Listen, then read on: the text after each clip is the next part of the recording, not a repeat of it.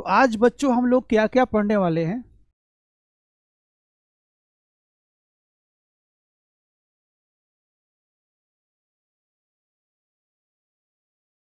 Moderate, उदारवादी,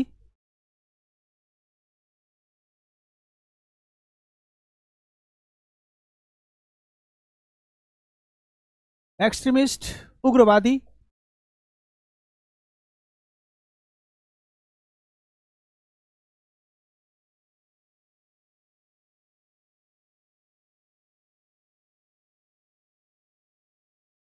स्वदेशी movement,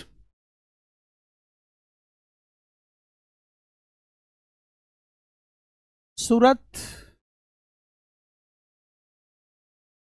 Congress, session,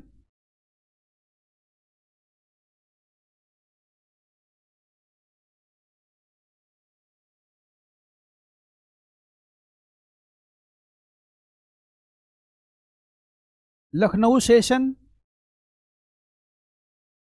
इन सब के बारे में हम लोग पढ़ेंगे। और ये सब जो है एक के बाद एक घटनाक्रम है। एक घटना हुआ, उसके बाद फिर अगला ऐसे। ठीक है।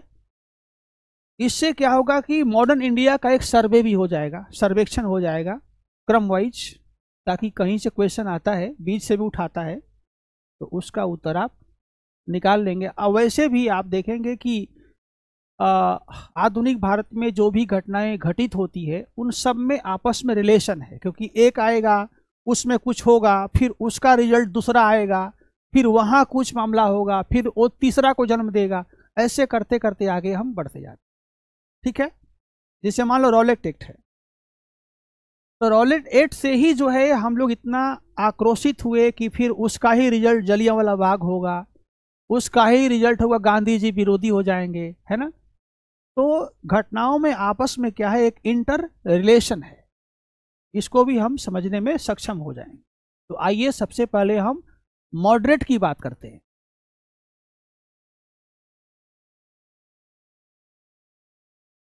देखिए, इसमें इतना बिंदु है। मॉडरेट यानी उदारवादी चरण, सबसे पहले इनका समय अवधि क्या है, किस टाइम में ये फंक्शन कर रहे थे, इनका ऑब्जेक्टिव क्या था, क्या इनका उद्देश्य था, इनका उद्देश्य क्या, इनका वर्किंग मेथड क्या था, यानी कि इनका क्रिया पद्धति क्या था, यानी काम करने का इनका तरीका क्या था, इनका कार्यक्रम क्या था, ये कौन कौन से एजेंडा को लेकर चल रहे थे, इनकी मांगे क्या थी, इनका डिमांड्स क्या थे, सरकार से इनका रिलेशन कैसा था, सरकार से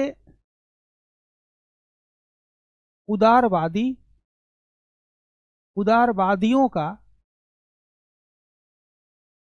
संबंध कैसा था, इनका कैसा उनके साथ ताल्लुकात था, इनकी सीमाएं क्या थी, क्या पाए क्या नहीं पाए, क्या कमियां थी, और फिर इनका उपलब्धियां क्या है, जो भी इनको प्राप्त हुआ वो क्या है, क्या इन्होंने हमें दिया, इनको क्यों हम याद करते हैं। ये तमाम ऐसे बिंदु है। इससे फायदा ये होगा कि पूरा जो है आप मॉडरेट, जिसको हम लिबरल भी कहते हैं, उसको आप समझ पाएंगे, क्योंकि हर बातों को इसमें समावेश किया गया है। Let us begin. देखिए, 1885 में, जैसा कि कल हमने उल्लेख किया था कि Congress was founded, Congress was setup, Congress का हमने स्थापना किया था दिसंबर 1885 में। इंडियन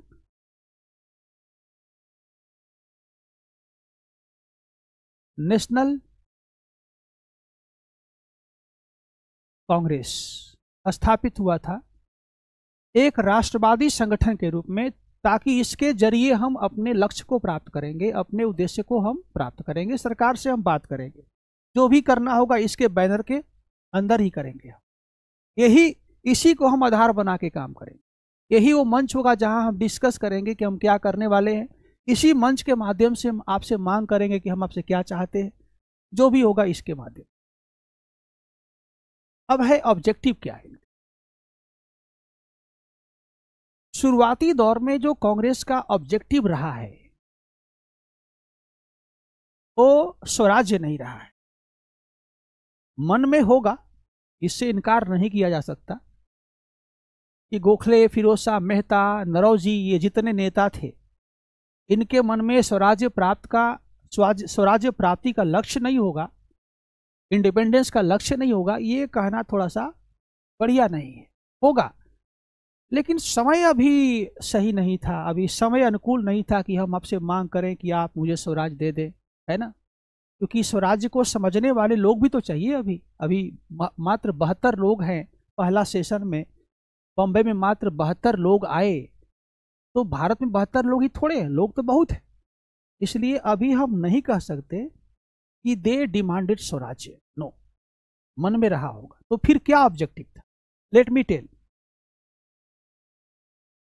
इनका पहला ऑब्जेक्टिव था कि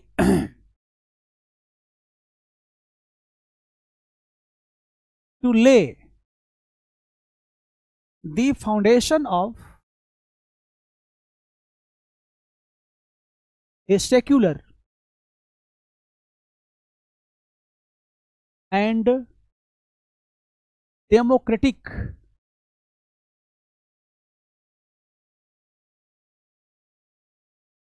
national movement।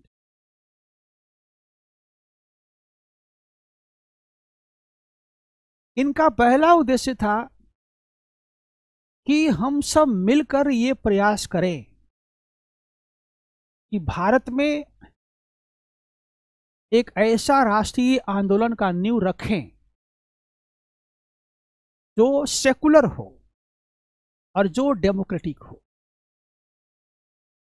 दोनों शब्दों का यहां अर्थ है।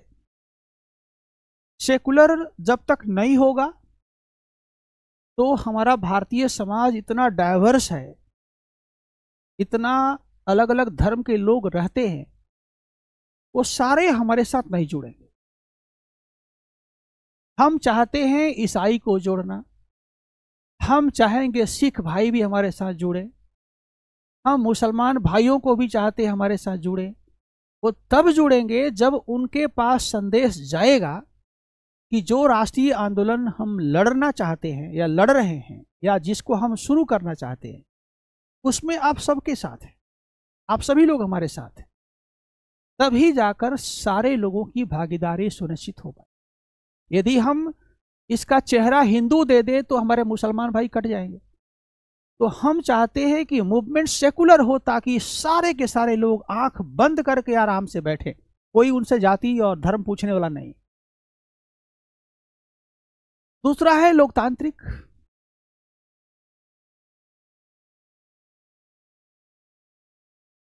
लोकतांत्रिक का मतलब है कि जो सेशन होगा और जितने लोग आएंगे उसमें कोई ऊंच नीच नहीं होगा। एक मजदूर भी बैठेगा उतना ही सम्मान के साथ, उतना ही क्लेम के साथ बैठेगा। कोई उठा नहीं सकता कि तू सीट पर कैसे बैठ गया।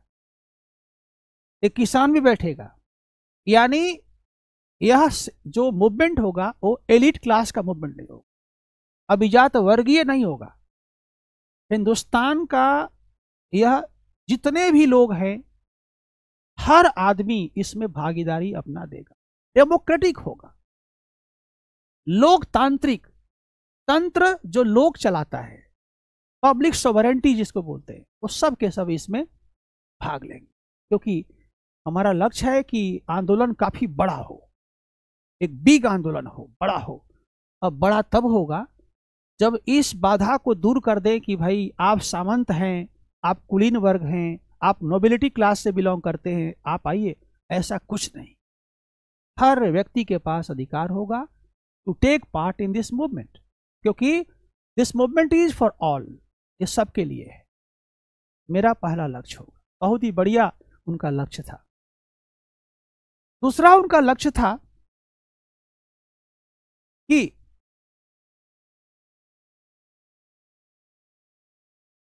To give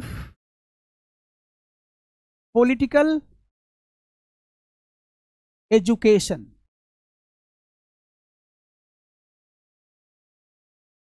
to the people.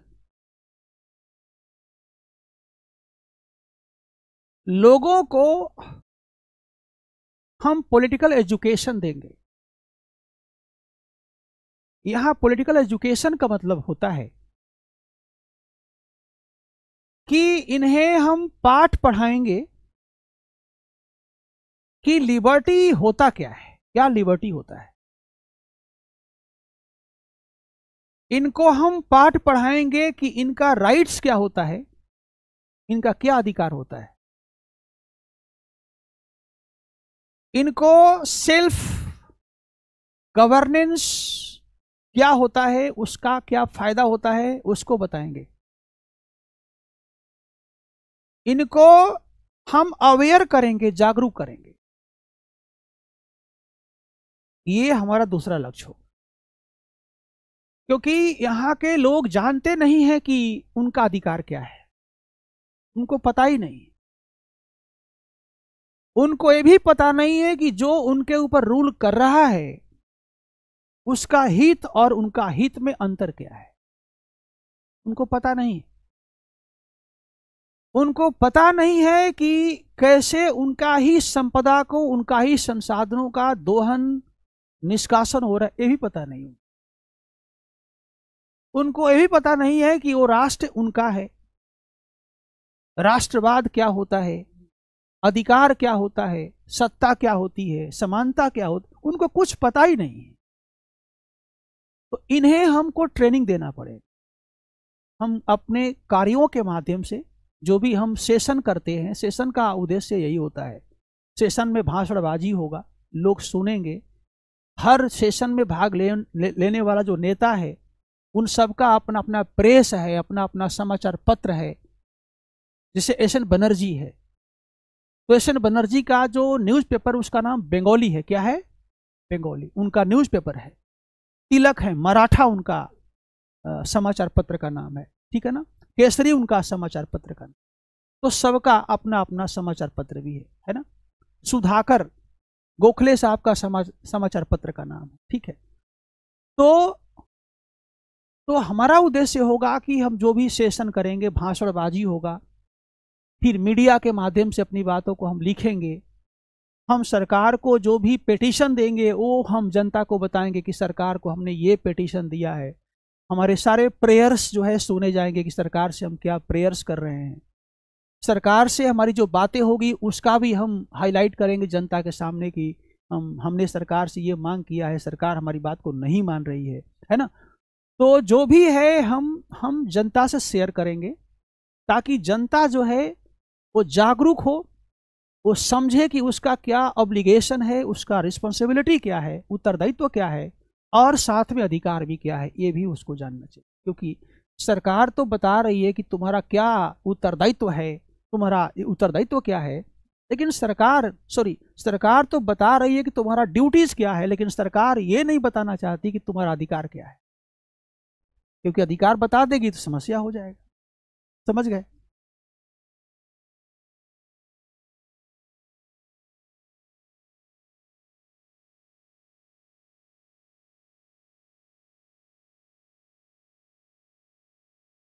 तो सरकार, ये पॉलिसी है ना। आप सोचो, ये पॉलिसी है कि मान लो मैं तुम्हारा आलोचना करता हूं और तुम्हारे पिताजी का मैं प्रशंसा करता हूं, और मैं भी जानता हूं कि तुम्हारे पिताजी तुम्हें जो है दुर्जन बना रहे हैं, तो एक तो खुश करना है ना मुझे।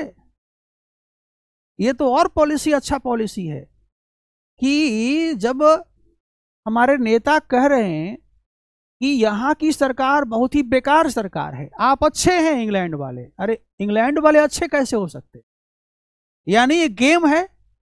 गेम ये है कि कम से कम इंग्लैंड की सरकार पर दबाव डाल करके यहाँ की सरकार से कुछ काम करवा ले। क्योंकि हमको तो पता है ना कि जो भी सरकार कर रही है वो सरकार उसी के निशाने पर कर रही है, बिना उसके चाहे ये सरकार कैसे कर सकती, बताइए।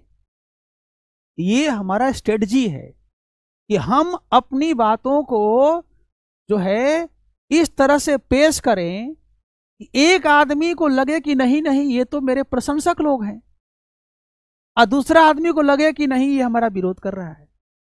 ठीक है, अभी एक ही का विरोध करना है, बाद में दोनों का विरोध करना है। तो ये गणित है, ये उनकी प्लानिंग है, पॉलिसी है, समझिए बात को।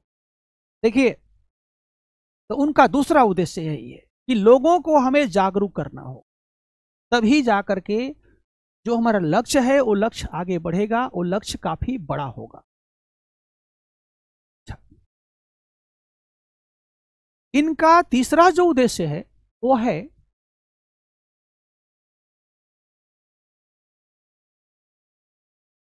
To create all India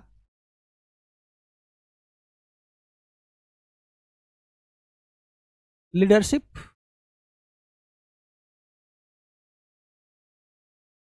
to create all India leadership, यानी हमें एक अखिल भारतीय नेतृत्व का भी हमें निर्माण करना हो, क्योंकि हमारा लक्ष्य अखिल भारतीय है।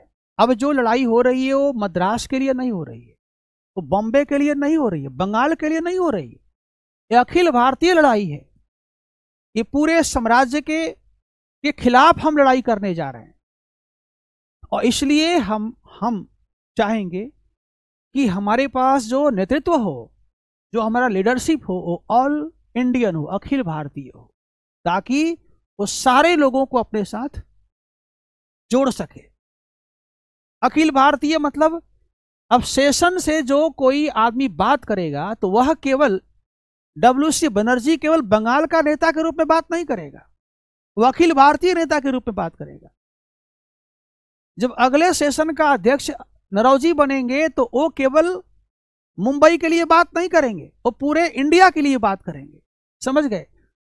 तो हमारा तीसरा लक्ष्य होगा कि हम पूरे भारत में एक अखिल भारतीय नेतृत्व का निर्माण करेंगे, क्योंकि जब अखिल भारतीय नेतृत्व होगा तभी जाकर अखिल भारतीय आंदोलन भी पैदा, सीधी सी बात है भाई। नेतृत्व अखिल भारतीय है तभी तो क्षेत्रीय आंदोलन नहीं होंगे, अखिल भारतीय आंदोलन होंगे, है ना। चौथा इसका उद्देश्य था to propagate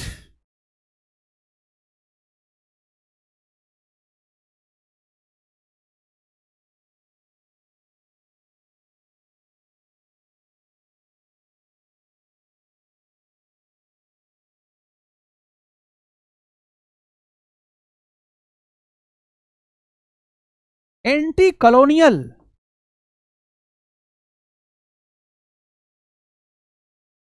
nationalist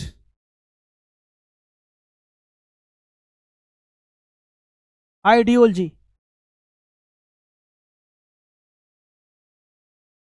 to propagate anti colonial nationalist ideology in India. यानी प्रोपेगेट मतलब प्रचार करना, एंटी कॉलोनियल यानी कि एक साम्राज्य विरोधी या उपनिवेश विरोधी राष्ट्रवादी हम विचारधारा को पैदा करेंगे। उपनिवेश विरोधी राष्ट्रवादी विचारधारा को पैदा करेंगे, तभी जाकर के लोग इससे और जागरूक होंगे। यानी कि इसका मतलब क्या हुआ, इसका मतलब हुआ कि जो हमारा जो आइडियोलॉजी होगा वो नेशनलिस्ट होगा, राष्ट्रवादी होगा, और वह काटेगा, वह तोड़ेगा, विस्थापित करेगा, आलोचना का शिकार बनाएगा किसको, जो कॉलोनियल पॉलिसी है उसको बनाएगा, क्योंकि उसका हित हमारा हित अलग अलग है। कॉलोनियल सरकार है तो उसके खिलाफ हम बोलेंगे तो हमारा एंटी कॉलोनियल आइडियोलॉजी होगा, है ना। तो ये हमारा 4 लक्ष्य है। मतलब सिंपल में मैं बात करूं तो, ब्रीफ में बात करूं, 4 हमारा लक्ष्य होगा और इसी लक्ष्य पर हम काम करेंगे। तो बच्चों ध्यान देना, जो उदारवादी नेता हैं शुरुआती दौर में खुल करके उन्होंने कभी स्वराज की मांग नहीं की, कभी स्वतंत्र होने की बात नहीं की। उनका एक ही मकसद था कि हमें पहले भारत के अंदर वह वातावरण का निर्माण करना होगा, वह माहौल बनाना होगा जिस माहौल में यह संभव होगा बाद में चलकर कि हम नहीं मांग करेंगे तो बाद में लोग मांग करेंगे स्वराज्य का, लेकिन पहले माहौल तो बना दे हम। जब लोगों को यही पता नहीं है कि उनका हित और सरकार जो रूल कर रही है उसका हित में क्या अंतर है, उनको यही पता नहीं उनका ड्यूटी क्या है, उनका राइट्स क्या है, तो फिर उनसे स्वराज्य की बात करना मूर्खतापूर्ण है। इसलिए पहले एक माहौल बनाया जाए ताकि यहाँ के सारे लोग अपने घर से निकलें और हमारे स्टेशन तक पहुँचे, हमारी बात को सुने, हम जो शिक्षा देना चाहते हैं पॉलिटिकल उसको पढ़े लिखें, है ना, और जो है अपनी समस्याओं पर विचार करना शुरू करें कि उनका समस्या क्यों है ना, और अपनी समस्याओं पर विचार करते हुए सरकार से सवाल पूछने के लिए सक्षम हो जाएं कि भाई हमारी समस्या ये है, हम देख रहे हैं कि हम बहुत परेशान हैं और इस परेशानी को आप इस तरह से दूर करने में हमें मदद कीजिए। तो इन सारी बातों के लिए हमें माहौल बनाना पड़ेगा और ये काम उन्होंने बखूबी निभाया, इसमें उनको सफलता भी प्राप्त हुआ। ठीक है, जो लक्ष्य उनका था ही नहीं उसके बारे में मूल्यांकन करना बेकार की बात है कि नहीं। तो शायद आपने इसे नोट कर लिया होगा, सारे लोग कर लिए होंगे।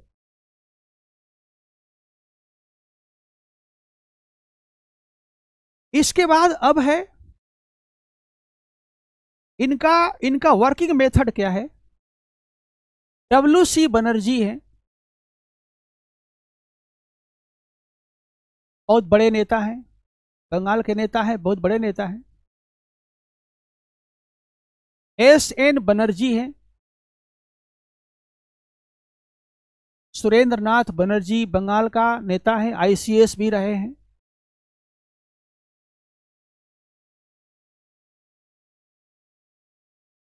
दादा भाई नौरोजी हैं,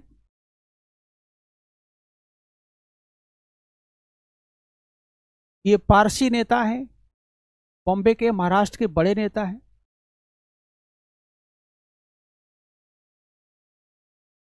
फिरोज शाह मेहता हैं, ये बॉम्बे के बहुत बड़े नेता हैं।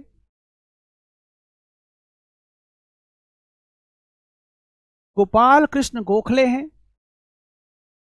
बॉम्बे के बड़ा नेता हैं, गांधी के गुरु भी हैं ये गोखले, गांधी जी के पॉलिटिकल गुरु भी हैं। इसके बाद क्या कहते हैं, महादेव गोविंद रनाडे हैं, गोविंद रनाडे हैं, महाराष्ट्र के बड़े नेता हैं, ये गोखले गुरु हैं, ये गोखले गुरु हैं। और इनके गुरु जो है ये गोखले गुरु हैं, आ गोखले गांधी गुरु हैं, आ गांधी नेहरू गुरु हैं। तो ये हो गया। मोतीलाल नेहरू हैं, ये उत्तर प्रदेश के हैं, बहुत बड़े नेता हैं। देखो, तो ये उदारवादी नेता है भारत के, बहुत अच्छे लोग हैं ये, इनका संस्कार बहुत अच्छा है, इनका पढ़ाई लिखाई एजुकेशन हाई स्तर का है, इनका सोच काफी अच्छा है, इनमें से कोई भी खराब नहीं है। ठीक है, और देखो पंडित नेहरू भी जो है बहुत अच्छे आदमी थे, खराब आदमी नहीं थे। देखो हर आदमी के अंदर बुराई होती है, दुनिया में कोई ऐसा है नहीं जो कह दे कि हम अच्छे हैं, हमारे के अंदर कोई बुराई नहीं, ऐसा नहीं। राम के अंदर भी बुराई थी, कृष्ण के अंदर भी बुराई थी, ऐसा नहीं था। अब जाके पूछो रावण के परिवार वालों से तो सब तो अच्छा या बुरा वो रिलेटिव होता है, सापेक्षिक होता है, सापेक्षिक रिलेटिव होता है, जो मेरे लिए अच्छा है। अब देखो संस्कृत में एक बड़ा अच्छा श्लोक था, हम लोग बचपन में पढ़े थे कि गाय है बछड़ा है, तो जो दूध पिलाने के लिए बछड़ा को खोल देता है उसका रस्सी ढीला कर देता है, खोल देता है। वो बछड़ा के लिए अच्छा हो गया। आज जो दूध पीते समय बछड़ा के रस्सी को खींच कर फिर खूंटे में बांध देता है, वो बुरा हो गया, है ना। तो अच्छा बुरा कोई होता नहीं है, ये सब रिलेटिव चीजें होती है। हाँ, बुराई का एक मापदंड जरूर है कि जो सर्वहित में ना हो वो बुरा है, इसमें कोई शक नहीं। सर्वहित यानी जिसका करेक्टर बढ़िया नहीं है, जो अपने तरह दूसरे के बारे में नहीं सोचता है, वो बुरा है। इसके अलावा अच्छाई बुराई का मापदंड रिलेटिव होता है, ठीक है ना।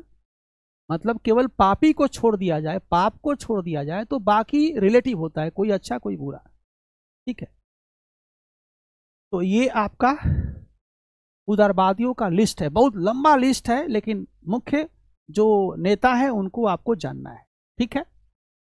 अब आइए इनका वर्किंग मेथड क्या है उसके बारे में हम बताते हैं।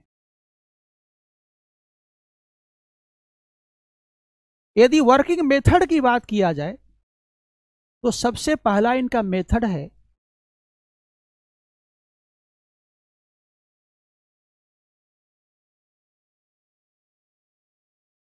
Annual session.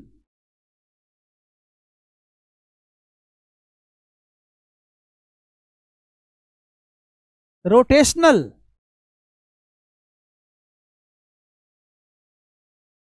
Of Congress, of Congress, समझिएगा। एनुअल सेशन प्लस रोटेशनल, है ना, ऑफ कांग्रेस का मतलब है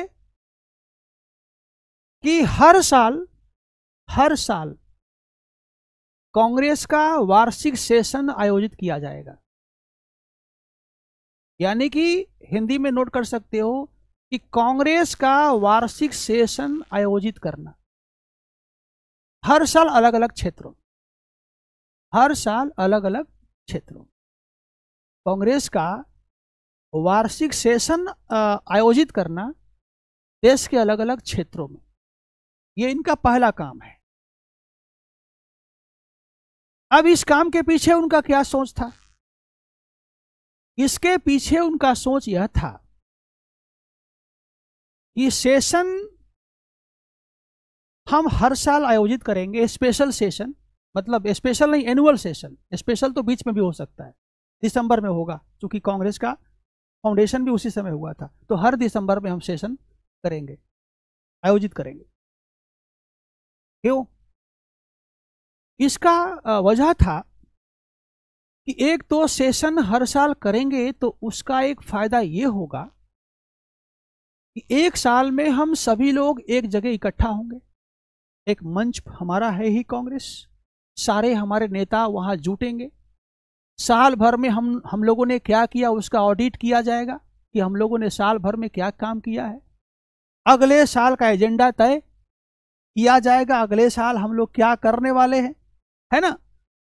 और जो भी गिला शिकवा होगा आपस में पॉलिसी को लेकर के, नेतृत्व को लेकर के, उसको भी हम लोग दूर कर लेंगे। एक तो ये काम चीज, एक चीज है ये। दूसरा चीज है कि हम रोटेशनल सेशन इसलिए करना चाहते हैं कि देखो जी, हमें हिंदुस्तान के अंदर एक मूवमेंट पैदा करना है। और हिंदुस्तान का मतलब केवल बॉम्बे, मद्रास और क्या कहते हैं, इलाहाबाद नहीं है। हिंदुस्तान का मतलब है कि हर कोने में हमारा सेशन का आयोजन होना चाहिए, ताकि वहां के लोगों को हम वहां से जोड़े। और उनको भी तो फील होना चाहिए कि भाई महाराष्ट्र के नेता आकर के हमारे यहाँ अध्यक्ष बन रहा है। अब सोचो कितना बढ़िया कॉम्बिनेशन है कि कलकत्ता में सेशन हो रहा है तो सीधे पश्चिमी भारत का नेता वहाँ अध्यक्ष बन रहा है, और जब बॉम्बे में हो रहा है तो सीधे पूर्वी भारत का नेता WC बनर्जी अध्यक्ष बन रहा है। ये भी अपने आप में एक तरह से इम्प्रेशन है, मैसेज है कि ये एक बियॉन्ड रीजन लीडरशिप की बात कर रहा है। क्या? बियॉन्ड रीजन ये लीडरशिप की बात कर रहा है कि जिस एरिया में हो रहा है उससे अलग एरिया का आदमी यहाँ नेतृत्व प्रदान कर रहा है। समझ गए बात? तो रोटेशनल का मतलब यहाँ यही है, याद रखिएगा। रोटेशनल का मतलब है कि हम इंडिया के अलग अलग क्षेत्रों में, अलग अलग कोनों में हम कांग्रेस के सेशन को ले जाएंगे। सेशन होगा तो कांग्रेस के मंच से जो वहां प्रस्ताव पारित किए जाएंगे, जो भाषणबाजी किए जाएंगे, जो नेता वहां जुटेंगे, उनसे वहां के लोगों का भी एक मिलना जुलना जो है संभव हो जाएगा। और वहां के लोगों को ये नेता पॉलिटिकल ट्रेनिंग भी थोड़े समय के लिए 2-4 दिन जो सेशन चलेगा वो दे देंगे कि देखो भाई आप लोग को ये काम करना है, अब जो है हम लोग चल रहे हैं, अगला सेशन वहां होगा, हम लोग आपसे मिलेंगे। समझ गए बात? देखिए उठाकर भाई, राजकुमार शुक्ला जो है वो लखनऊ आए थे मिलने के लिए, चंपारण को लेकर के आए थे ना, चंपारण को लेकर के। तो सोचो क्या मतलब है, बिहार कहाँ, चंपारण उधर पूर्वी नॉर्थ बिहार है ना, और नॉर्थ वेस्ट ईस्ट, हाँ north east Bihar, north west Bihar है वो, ठीक है ना। तो पता लगा कि वो आता है लखनऊ आता है, और कहाँ गुजरात का नेता, वो साउथ अफ्रीका से आया था गांधी। सुनो, गांधी आए थे साउथ अफ्रीका से, अभी तो इंडिया के बारे में जानते भी नहीं थे, उनसे मिलता है। और वो जो है गांधी बाद में कहते भी है कि धोती कुर्ता गंदा सा पहना था, किसान की तरह दिखाई दे रहा था, बोला कि सर बहुत परेशान है, 3 कटिया सिस्टम है, चलिए वहाँ पर नील जो है, नील के प्लांटर्स बहुत परेशान कर रहे हैं, धान की खेती करना चाहते हैं, वो कहते हैं नील की खेती करो, है ना। तो तमाम तरह की ऐसी बातें हैं, तो ये आपको याद रखना है, ठीक है। देखो क्या है कि हर पॉइंट के पीछे एक आइडिया होता है, एक स्टोरी होता है, उसको आपको कैचअप करना है, उसको पकड़ना है, ठीक बात है ना, ठीक है। तो ये तो पहला हो गया। दूसरा है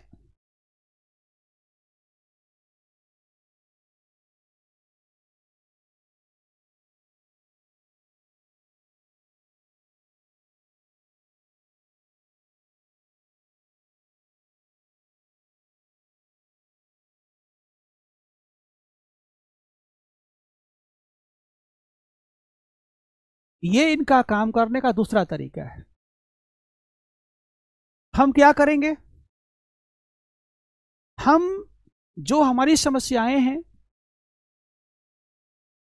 उसको हम सरकार के सामने रखेंगे। पेटिशन, पेटिशन होता है ना, याचिका याचिका याचिका देना कि लो भाई ये पेटिशन है, इसमें लिखा है मेरी समस्या, याचिका बोलते हैं। प्रेयर्स करेंगे, उनसे प्रार्थना करेंगे, माई बाप, हाँ यही बोलते भी थे, हंसने की बात नहीं, यही बोलते भी थे, है ना। माई बाप आप थोड़ा सोचिए मेरे बारे में, है ना, आपका हम विरोध भी नहीं कर सकते हैं, हम तो पिटीशन आपको पहले ही दिए हुए हैं, अब मैं प्रार्थना भी आपके सामने कर रहा हूँ, वो तो डाक से आया था, अब मैं सामने आया हूँ, मेरा प्रेयर आप सुनिए। आप जो टैक्स किसानों पर लगा रहे हैं, किसान बहुत परेशान हैं, उसको आप कम करिए, सिंचाई दीजिए। आप देखिए अकाल पड़ रहे हैं, अकाल पीड़ित बहुत लोग मर रहे हैं, वहाँ पर रिहेबिलिटेशन आप काम करिए, है ना। फिर आपको हमें नागरिक स्वतंत्रता देना होगा, सिविल लिबर्टीज, हम कुछ बोल नहीं सकते तो फिर सरकार से क्या मतलब है। यानी प्रेयर करना, प्रेयर करना। और प्रेयर कैसे करते हैं, प्रेयर गुस्सा में नहीं करते हैं। प्रेयर करने वाला कभी चेहरा और मुंह लाल करके, मुंह ऐंठ के नहीं बोलता है, फिर तो गुस्सा हो गया वो। प्रेयर का मतलब ही होता है, अब क्या हनुमान, जय हनुमान ज्ञान सागर करेंगे आप, हनुमान जी का पाठ करेंगे तो जय हनुमान ज्ञान, मतलब प्रेम से उनको भी लगना चाहिए, हनुमान जी को भी लगना चाहिए कि वाकई भक्त हमें मन से याद कर रहा है। अब ये नहीं कि हनुमान जी गुस्सा में कर रहे हैं तो हनुमान जी कहेंगे भैया हाथ जोड़ते हैं, क्यों पूजा कर रहे हो जब गुस्सा तुम्हारे मन में है। तो प्रेयर करना है, ध्यान दीजिएगा। मेमोरियल जिसको कहते हैं स्मरण पत्र देना, स्मरण पत्र देना यानी कि रिमाइंडिंग देना होता ना। मेमोरियल मतलब रिमाइंड करना कि सर मैंने ये दिया था पिटीशन, जरा इसको देख लीजिएगा एक बार, रिमाइंड मैं कर रहा हूं। तो मेमोरियल का मतलब होता है कि रिमाइंडिंग समवन, रिमाइंडिंग समवन, किसी को रिमाइंड करना कि to look at my previous petitions, जो हमारा पहले का पिटीशंस उस पर जरा आप ध्यान दीजिएगा। ठीक बात है ना, ठीक बात है।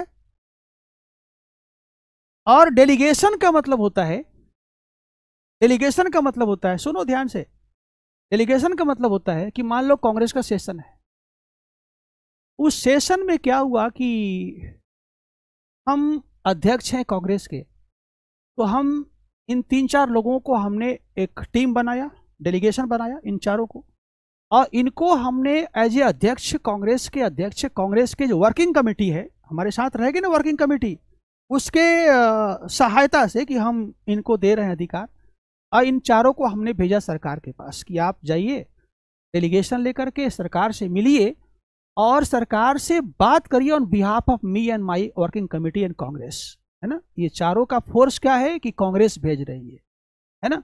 तो इसको कहते हैं डेलीगेशन भेज। इनका ये काम था, ये इनका वर्किंग कंडीशन का दूसरा तरीका था, दूसरा तरीका। अब ध्यान दीजिएगा, तो ये बच्चों इनका जो है काम करने का तरीका था, ध्यान दीजिए, काम करने का तरीका। और तीसरा इनका तरीका क्या था? इनका तीसरा तरीका था कि इनका तीसरा तरीका था to praise the English government,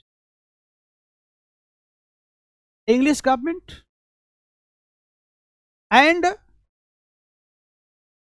blame the British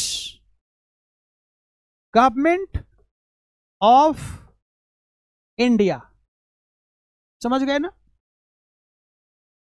to praise the English government of England, England में जो सरकार है अंग्रेजों का, उसका प्रेज करना, उसका प्रशंसा करना, और जो उनका इंडिया में सरकार है उसका ब्लेम करना, उसका आलोचना करना कि ये बहुत बेकार आदमी है, आप लोग अच्छे आदमी।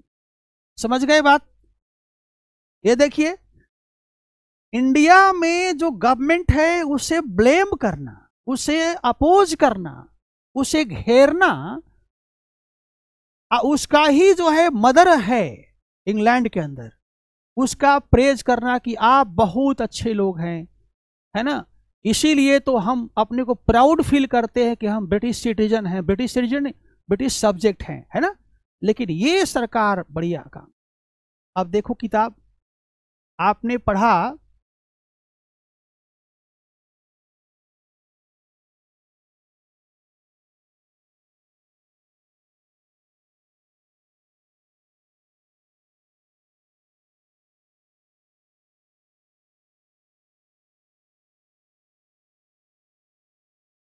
ये किताब जो है दादा भाई नौरोजी किताब है ना। ये इनका बुक है, poverty and un British rule in India. पढ़िए, यानी अन ब्रिटिश रूल, यानी जो आप शासन कर रहे हैं ना, वो नहीं यहां हो रहा है। यहां क्या हो रहा है? यानी ये जो सरकार है इंडिया में, आपकी सरकार, वो ये कर रही है, आप तो ये करते हैं, आप तो रूल करते हैं, अच्छा काम करते हैं। यानी इंग्लिश सरकार अन ब्रिटिश रूल नहीं कर रही है, अन ब्रिटिश रूल वो कर रही है जो इंडिया के अंदर है, ताकि हम उसकी सहानुभूति को हम बरकरार रखें। जो भी रूल्स बनाएगा वही बनाएगा, वो खुश रहेगा तो हमारा काम बिगड़ेगा नहीं। समझ गए ना? तो ये काम इनका वर्किंग मेथड है। ये हिंदी में इसे नोट कर लीजिए, याचिका, पेटिशन भी लिख सकते हो, लिखो याचिका देना, याचिका देना, प्रार्थना करना, प्रार्थना करना,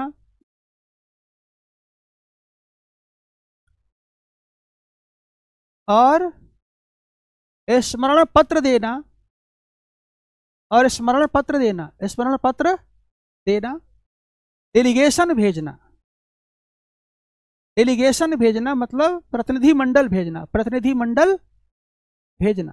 डेलीगेशन मतलब होता है प्रतिनिधि मंडल। ठीक है, लिख लिया? हो गया? बोलो।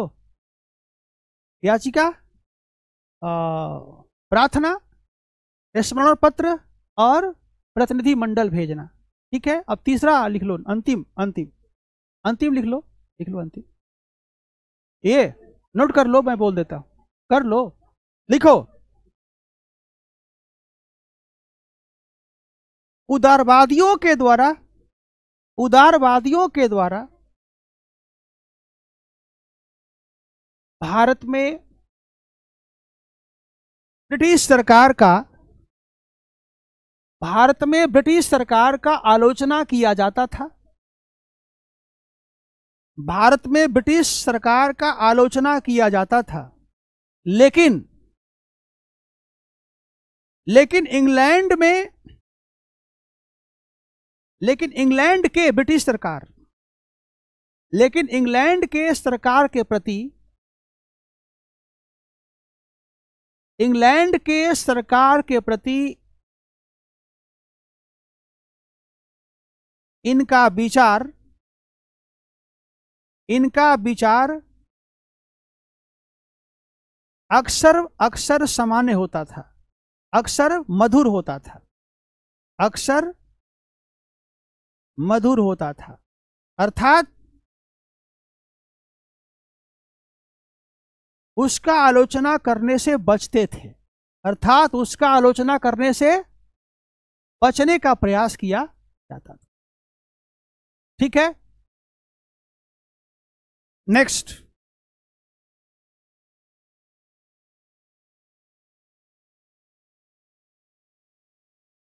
अब आइए डिमांड्स, डिमांड्स क्या क्या है, इसके बाद इसका रिलेशन, फिर सीमाएं, समझिएगा।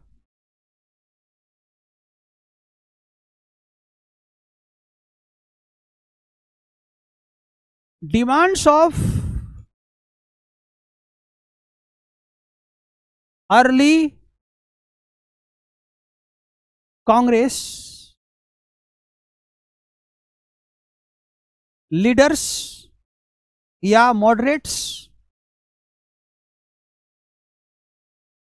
या उदारवादी,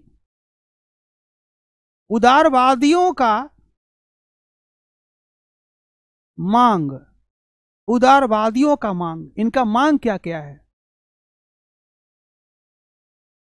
इनका मांग है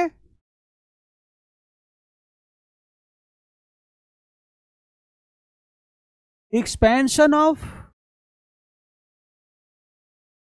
legislative council of viceroy and more Indians should be taken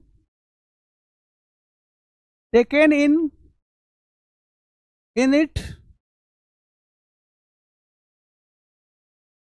inclusion of Indians in executive council of Viceroy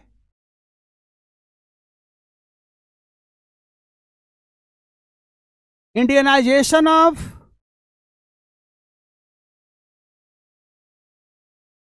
civil services, civil services,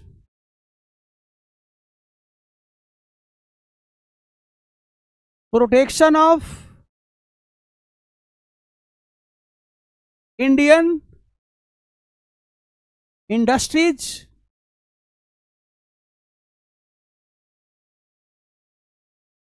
reduction of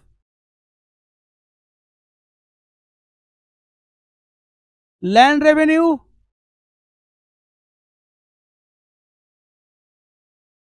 promotion of primary education,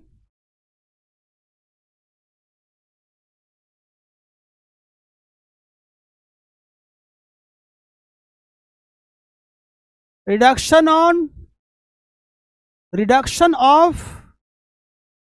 army expenditure,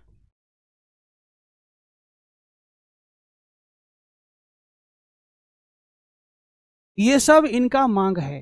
तो बच्चों ध्यान देना, बहुत इंपॉर्टेंट है। देखो पढ़ाई करो तो मन लगा कर करो, ये सब बहुत इंपॉर्टेंट है। इसके डिमांड्स आपको याद रहेंगे तो एग्जाम में क्वेश्चंस पूछता है तो उसका उत्तर उतना शब्द सीमा भी मेंटेन कर सकते हैं आप, ठीक है। तो इन चीज़ों को याद रखिएगा। और ये बहुत इंपॉर्टेंट है, उग्रवादियों से ज़्यादा इंपॉर्टेंट उदारवादी है, क्योंकि इनका थोड़ा फेज लंबा है। और उग्रवादी लोग केवल हल्ला गुल्ला किए, कुछ विशेष होता है ना, एक फंडामेंटल चेंज वो नहीं किए। फंडामेंटल चेंज इनके द्वारा या तो फिर गांधी के द्वारा, समझ गए ना, इसलिए इंपॉर्टेंट है, ठीक है। तो ये इनका डिमांड्स है। अब आइए, अब अगला मुद्दा है कि सरकार के साथ इनके संबंध कैसे थे।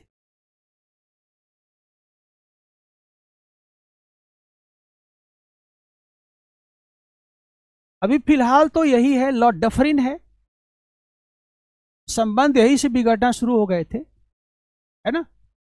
डफरिन से के समय से ही संबंध बिगड़ना शुरू हो गए थे, समझिए। फिर आया क्या? अच्छा,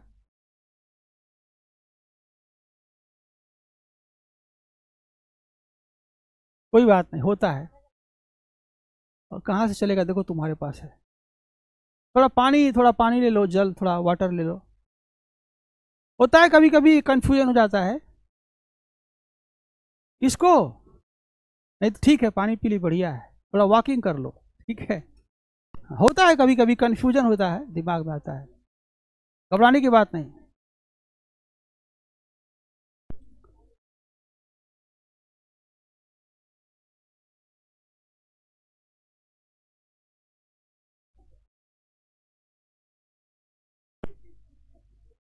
देखो ये लॉर्ड डफरिन है, समझो। और हम लोग इस बात का परीक्षण कर रहे हैं कि सरकार के साथ इनके कैसे संबंध थे। ध्यान दीजिएगा, शुरुआती दौर में जो मॉडरेट हैं उनका अंग्रेजी सरकार के साथ रिश्ते खराब नहीं थे, रिश्ते ठीक थे। मतलब कि शुरुआती दौर में जो रिलेशन है वो नॉर्मल है, इसमें कोई परेशानी नहीं है। कारण हम सबको याद है कि ह्यूम जो कांग्रेस स्थापित करवाने में भूमिका निभाया था, तो उसमें डफरिन का भी थोड़ा बहुत सहयोग रहा था। डफरिन का भी, ऐसा नहीं था डफरिन नहीं चाहता तो ह्यूम कर लेता, क्योंकि वायसराय ऑफ इंडिया था ये। तो डफरिन का शुरुआती दौर में उसका भी सहानुभूति था कि ठीक है भाई, आप बना रहे हो तो बनाओ, ठीक है। लेकिन डफरिन जो सोच रहा था उसके अनुसार कांग्रेस काम नहीं कर पा रही थी, कांग्रेस का काम उल्टा था। और डफरिन चाहता था कांग्रेस ऐसे काम करे, है ना। जैसे एग्जांपल लेते हैं, डफरिन आप देखेंगे कि 86 की बात है, 86 की बात है, 85 में तो बॉम्बे में हुआ था सेशन। जब 86 में कलकत्ता में सेशन हुआ, कलकत्ता में सेकेंड सेशन ऑफ कांग्रेस, तो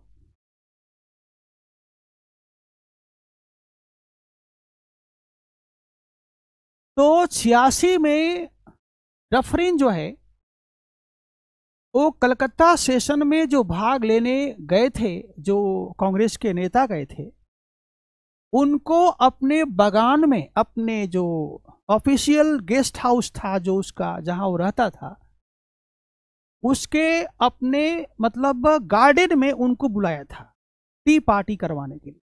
टी पार्टी दिया था, मतलब चाय, एक होता है ना एक शिष्टाचार कि भाई आप आए हैं, कहाँ कहाँ के नेता हैं, है ना। देखो तो ये एक टी पार्टी यहाँ हुआ था। बच्चों समझो हर मैसेज को, क्योंकि डफरिन भी एक मैसेज देना चाहता था कि कांग्रेस के शुरुआती जो नेता थे, इसमें कोई शक भी नहीं है, उनमें से कईयों के साथ इसके अच्छे संबंध भी थे, क्योंकि वो लोग बड़े नेता थे कांग्रेस के। और ह्यूम भी साथ में उनके साथ था। तो डफरिन जो है इनको सम्मान करता था, और जब इसके कैपिटल में आए थे, उस समय कलकत्ता कैपिटल था हिंदुस्तान का, तो इसको भी लगा कि भाई सेशन यहाँ हो रहा है और कई बड़े बड़े मुंबई से और मद्रास से बड़े बड़े नेता आ रहे हैं, तो मेरा भी एक बनता है कि थोड़ा उनके लिए अतिथि का हम एक तरह से आतिथ्य करें, उनका एक सम्मान करें, ताकि उनको भी लगे कि नहीं, गवर्नर साहब जो है हमारे प्रति सहानुभूति रखते हैं। अब वैसे भी हम लोगों ने एस्टेब्लिश करवाया है कांग्रेस, अभी से हम कुछ पूछताछ नहीं करेंगे उनके बारे में, तो उनको लगेगा कि ये अवहेलना कर रहा है, तो बुलाया कि आइए आप। नॉट एज ऑफिशियल, ये प्राइवेट पार्टी थी, मित्रता वाली पार्टी थी कि आप आइए, थोड़ा सा हम एक साथ बैठ के बात करते हैं। 86 तक संबंध तो बहुत ही ठीक ठाक चलता, लेकिन अगले साल जो 87 आया, 87 आया, वहां से संबंध खराब होना शुरू हो गया, और 88 में तो पूरा संबंध एकदम तू में हो गया। यानी ये रिलेशन जो है यहां तक तो नॉर्मल रहा, अभी दूसरा साल चल रहा था। 87 से यह संबंध में अब क्या, इसमें हरास आना शुरू हो गया, डिक्लाइन होना शुरू हो गया। मतलब आपस में मतभेद और कटुता और मिसअंडरस्टैंडिंग जो है क्रिएट होना शुरू हो गया। और 88 में तो पूरी तरह से तू में ये शुरू हो गया। ह्यूम के बारे में भी उल्टा सीधा बोला, ये डफरिन की बहुत बेकार आदमी है, पता नहीं कहाँ से ला दिया कांग्रेस को यहाँ पर, है ना।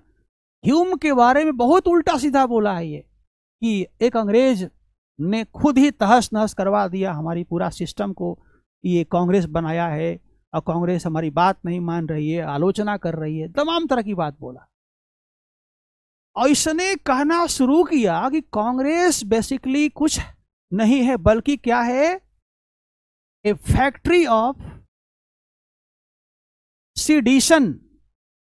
यह देशद्रोह का फैक्ट्री का नाम है कांग्रेस। ये जितने बैठे हैं ना यहां पर, ये सब देशद्रोही हैं, मतलब मेरे खिलाफ बोल रहे हैं। तो ये हमारे नजर में क्या हो गए, जबकि हैं वो राष्ट्रवादी। और इन्होंने कहा इसने कहा, इनको जितने ये कांग्रेस के नेता थे, फिरोज शाह मेहता साहब थे, गोपाल कृष्ण गोखले साहब थे, और ये जितने नेता मैं नाम रखा, कहा ये बेवफा बाबू हैं, बेवफा बाबू हैं, बेवफा हो गए हैं ये। बाबू मतलब क्या, बाबू साहब होता है ना, बाबू साहब। आप देखेंगे बिहार में अधिकारियों को लोग बोलते हैं बड़ा बाबू, छोटा बाबू, है ना, राजेंद्र बाबू, समझिए। तो बिहार में बाबू एक सम्मान जनित शब्द है, एक ऐसा एडजेक्टिव है कि आप सिंह के जगह पर या शर्मा जी के जगह पर या गुप्ता जी के जगह पर आप बाबू लगा देते हैं। तो ये क्या है, एक सम्मानजनक शब्द है, सूचक शब्द है। कि अब मान लो कहते हैं कि जोगिंदर शर्मा जी, जोगिंदर बाबू, महेश बाबू, समझिए बात। तो ये बात है। तो डफरिन ने कहना शुरू किया कि ये क्या है, ये बेवफा बाबू है, यानी कि बेवफा हो गए हैं, हम इनके साथ प्यार किए, बेवफा हो गए ये, समझिए। हंसने वाली बात नहीं है, बात यही भाई, हमने इनको बैठाया, हमने बनाया, और आज हमारा आलोचना करते। अब फिर इसने एक कमेंट भी जारी किया कि Congress is nothing more than representing microscopic minority. ये उसका स्टेटमेंट है, किसका, डफरिन का। Congress is nothing more than representing microscopic minority. इसका मतलब होता है, माइक्रोस्कोपिक का मतलब होता है छोटा सा, सूक्ष्म, माइनॉरिटी छोटा सा। यानी कांग्रेस एक ऐसी पार्टी है जिसका जनाधार, जिसका रिप्रेजेंटेशन काफी माइक्रो है। एक होता है मैक्रो, एक होता है माइक्रो। ये छोटा सा है, माइनॉरिटी है, और उसी पर ये अपने को ऐसे ऐसे कर रही है कि हम बहुत बड़ा पार्टी हो गया, अखिल भारतीय पार्टी हो। इसका बात भी गलत नहीं है अभी, कारण अभी कांग्रेस का सामाजिक आधार कुछ ऐसा ही था, समझ गए ना, केवल शहर के पढ़े लिखे लोगों तक ही सीमित था। अभी इसमें धोती वाले, कुर्ता वाले, पैजामा वाले अभी इसमें भागीदारी नहीं ले रहे थे, इसलिए डफरिन बहुत ज्यादा नहीं बोल दिया, वो सही बोला कि अभी कांग्रेस का औकात यही था, इसका जो रिप्रेजेंटेशन है वो बहुत ही छोटा सा। समझ गए बात? लेकिन इस बात को भी जानना जरूरी है कि आखिर ये डफरिन ऐसा क्यों बोल रहा था कि ये सब बेवफा हो गए हैं, सेडिशन है, ये राजद्रोह के कारखाने हो गए, ऐसा क्यों बोल रहा था? और कांग्रेस से क्या चाहता था? कांग्रेस से क्या चाहता था? और कांग्रेस ने ऐसा क्या नहीं किया कि खटास हो गया रिलेशन में? इसको भी जानना जरूरी है। समझिए बच्चों, जब कांग्रेस एस्टेब्लिश हुआ तो डफरी ने ह्यूम से कहा कि ह्यूम एक काम करो कि कांग्रेस के नेताओं को बताओ कि जब भी वो लोग सेशन करें तो सेशन में वो लोग बात करें इस संदर्भ में कि उसका इशू सोशल हो, कल्चरल हो, रिलीजियस हो, इसके बारे में डिस्कस करें वो लोग, है ना।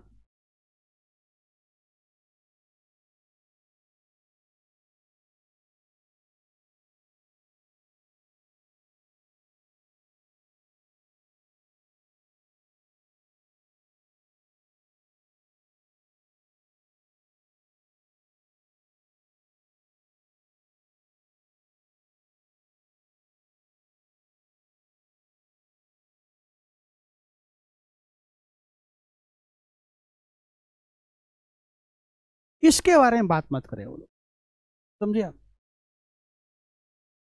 पॉलिटिकल, इकोनॉमिक और एडमिनिस्ट्रेटिव, इसके बारे में जाके बोलो कि ये लोग बात ना करें। सामाजिक मुद्दों के बारे में बात करें, समाज सुधार कैसे होगा, धार्मिक क्षेत्र में उनका जो समस्या है, मतलब समाज, धर्म, संस्कृति ही उनका विषय हो सेशन के अंदर, इसी पर लोग बात करें और बाकी काम हमारे लिए छोड़ दें। पॉलिटिकल मुद्दा है, हम लोग डिस्कस करेंगे, हम लोग क्यों बैठे यहाँ पर? प्रशासनिक ढांचे हैं, एडमिनिस्ट्रेशन है, उसके बारे में हम लोग क्यों बैठे हैं यहाँ पर? हमारा संसद क्या कर रही है? हम लोग तो खुद ही है बात करने के लिए, तो फिर उनको बात करने का कोई मतलब नहीं है। जाके बोलो। ह्यूम भी नहीं चाहता था कि ये बात हो, ह्यूम भी यही चाहता था कि बात किस पर हो। ह्यूम अच्छा आदमी था, वो भी यही चाहता था कि बात इस पर हो, वो तो नहीं बोला जा करके। जब जो है डफरिन को लगा कि ह्यूम ये काम नहीं करेगा, क्योंकि ह्यूम जो है भले ब्रिटिश नागरिक है लेकिन है अच्छा आदमी, वो हमारे बुराई में सहायता नहीं करने वाला है ना। ह्यूम जो है हमारे बुराई में सहायता नहीं करेगा, भले अंग्रेज है, जहां गलती होगा वो सीधे बेबाकी से बोलेगा, मुंह पर बोलेगा, मुंह बोलेगा कि तुम गलत हो तो गलत हो, ऐसा नहीं कि तुम नाराज हो जाओगे। जो सही आदमी होता है ये नहीं देखता है कि उसका कोई आपसे स्वार्थ है ही नहीं, वो क्यों डरेगा आपसे? डरता वो है ना जिसको स्वार्थ है आपसे कि आप बुरा मान जाएंगे, है ना। उसको कोई लाभ लेना है, आपसे लेना है लाभ, आप नहीं देंगे लाभ। जिसको मतलब ही नहीं है आपसे कि आप लेना देना कुछ है ही नहीं, वो तो बेबाकी से बोलेगा आपके मुंह पर। ह्यूम ऐसा ही व्यक्ति था, वो तो नहीं बोला। एक दूसरा को भेजा अंग्रेज को, मीटिंग चल रहा था, नरौजी भाषण दे रहे थे, ये सुन रहा था। कहा ह्यूम जाके, ये बोला डफरिन जाओ जाके भाषण सुन के आओ, बताओ क्या वहां चल रहा है ड्रामा। आया, कहा सर, कहा सोशल इशू पर बात हो रही है ना वहां पर? डफरिन पूछा जब वो लौट के आया वहां से सेशन से। कहा नहीं सर, किस पर बात हो रही है? तो आप ही के बारे में बात हो रही है सर। मेरे बारे में हो रही है? हाँ, क्या हो रही है? तो सर क्षमा कीजिएगा, वो कह रहे थे आप बहुत गंदे आदमी हैं। समझिए बात को, वो गर्म हो गया हमारे बारे में, नाम रख के बोल रहा है। कहा हाँ सर, आप ही का नाम रख रहा था बार बार, और सब ताली बजा रहे थे है ना।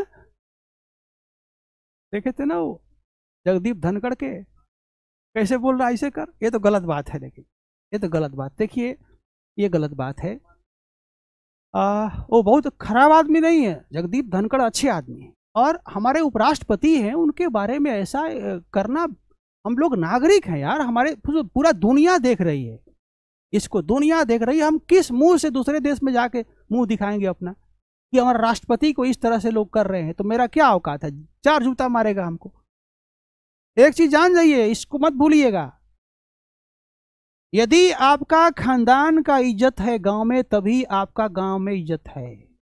यदि आपके पिता आपके दादाजी का इज्जत नहीं है तो आपका भी गांव के नजर में कोई इज्जत नहीं। आप किसी देश में जाते हैं, आपको सम्मान मिलता है, इसलिए मिलेगा क्योंकि आपका देश का सम्मान है।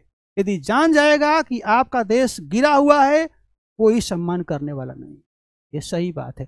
तो आपस में हम लोग को जो करना है हम लोग कर ले, लेकिन बाहर के दुनिया में हमारा मैसेज अच्छा होना चाहिए। खैर,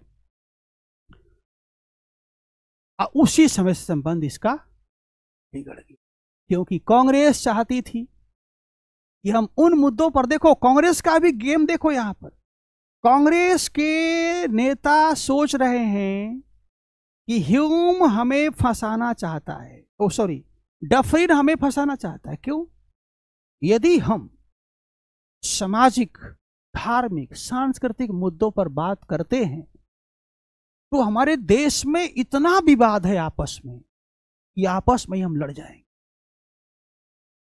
और लड़ जाएंगे तो कोई हम प्रस्ताव पारित नहीं कर पाएंगे, और जो उद्देश्य हम सोच रहे हैं वो उद्देश्य तो बातें छोड़िए आप, ये धर्म, वो मंदिर, वो मस्जिद, हम इसी में फंस के रह जाएंगे, कुछ नहीं कर पाएंगे। तो हमें करना क्या चाहिए? कांग्रेस सोच रहा है हमें उन मुद्दों पर ही बात करना चाहिए, कम से कम सेशन में, इस सेशन में, चूंकि सबका है मंच, जो मुद्दा इक्वली सभी भारतीयों को एक जैसा टच कर रहा है, ताकि उस बात पर सब के सब इकट्ठा, वो है राजनीतिक शोषण, वो है आर्थिक शोषण। ये 2 ऐसे मुद्दा हैं, चाहे हिंदू हो, चाहे मुसलमान हो, चाहे ईसाई हो, सबको इक्वली डैमेज कर रहा है। इस पर हम कोई प्रस्ताव पारित करना चाहे, समर्थन लेना चाहे, तो सब के सब हमको समर्थन करेंगे। यही बात डफरिन नहीं चाहता है। वो चाहता है कि इन बातों पर ये चर्चा न करें, और उन बातों पर चर्चा करें जहां आपस में खूब रस्साकसी, कालर पकड़ाई, समझ रहे हैं ना, फैटाफैटी हो रहा है, ताकि हम क्या करें, हमारा जो है उद्देश्य पूरा, आप समझ रहे हैं बात ना। वो ये फंसा रहा है कि आपस में लड़े सब, हम उससे बचने का प्रयास कर रहे हैं। जो हमारे घर के अंदर जो है भूत है, जो झगड़ा है, उससे बचना चाहते हैं, ताकि उसको पहले किनारे करें, अब पहले उन मुद्दों पर बात करें जहां हम सब मिलकर के उसका विरोध।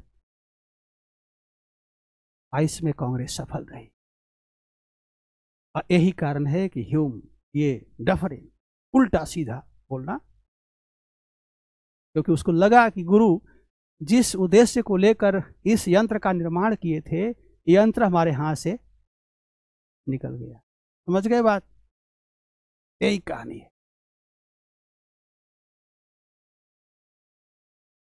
ये तो लिखवाने की आवश्यकता नहीं, कर लेंगे, मतलब कुछ है नहीं, बस ये ध्यान से देखो, ये नॉर्मल, यहां संबंध खराब होते हैं, यहां खुलेआम संबंध खराब हो गए। और ह्यूम ने कहा कि कांग्रेस एक ऐसा संगठन है जिसका रिप्रेजेंटेशन क्या है, सूक्ष्म है, क्या है, छोटा सा है, बस। क्या बोले? इसको खत्म कर लेते हैं, फिर आधा रह जाएगा ना, मजा नहीं आएगा, फिर अगले दिन दूसरा चीज होगा। अब कुछ है नहीं, बस समझ लो।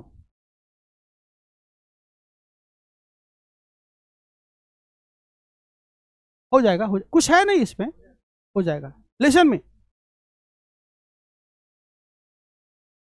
देखिए बच्चों, समझिए, बस 2 मिनट, 2 मिनट बच्चों, ध्यान देना। उपलब्धि कल बता देंगे, सीमा बता देते हैं, बस जान जाओ। सीमाएं मतलब क्या होता है? कमियां। समझो, समझो बच्चों, उदारवादियों का दो ही सीमा मानी जाती है, दो सीमा। पहला,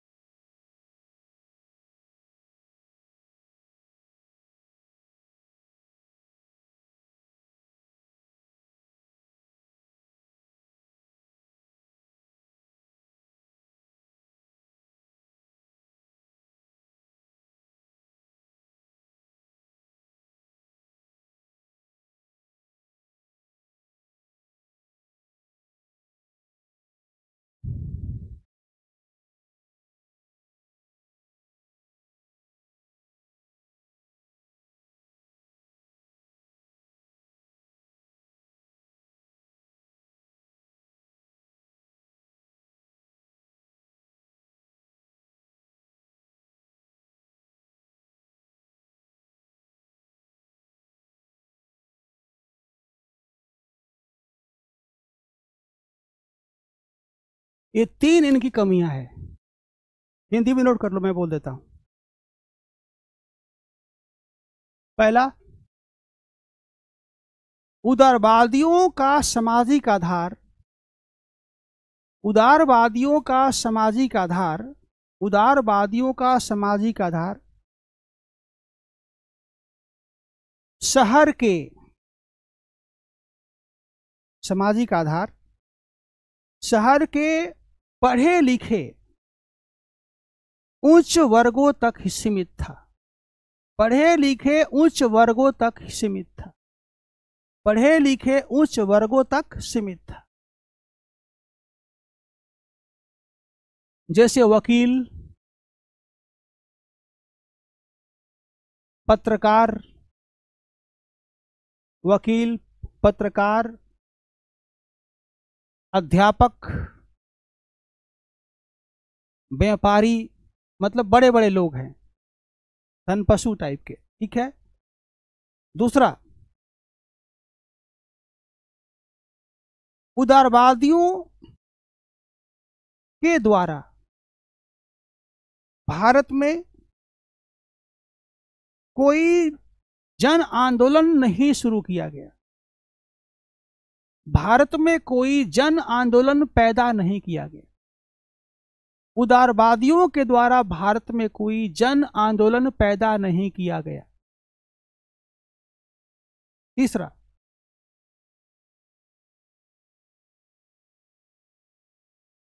उदारवादियों का अंग्रेजी सरकार की न्यायप्रियता में, अंग्रेजी सरकार की न्यायप्रियता में कुछ ज्यादा ही विश्वास था।